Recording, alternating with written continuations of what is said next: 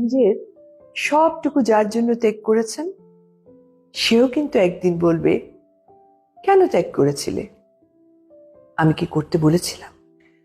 সমস্ত সমস্যায় তার পাশে থাকার পরেও একদিন কিন্তু শুনতেই হবে, আমার সমস্যা আমি মিটিয়ে নিতে পারতাম, তুমি না থাকলেও চলতো। তার সমস্ত হারিয়ে যাওয়া সম্পর্ককে চেষ্টা করে মিলিয়ে দেওয়ার পরেও কিন্তু আচমকা সে বলবে আপনি তাকে একা করে দিতে চান। যার জন্য সবটুকু ছাড়ছেন, সেও একদিন বলবে স্বার্থপর। সেটা বুঝে নিয়ে ত্যাগ করুন, কষ্ট কম পাবেন।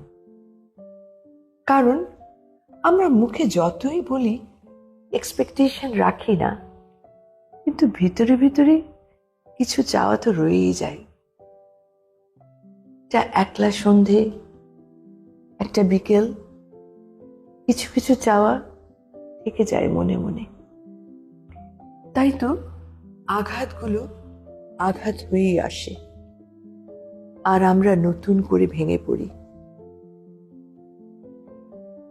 তাই তো মনকে বারংবার বলি চল জটিল হয়ে যায়, কিন্তু অবাধ্য মন আশা করতে ছাড়ে না।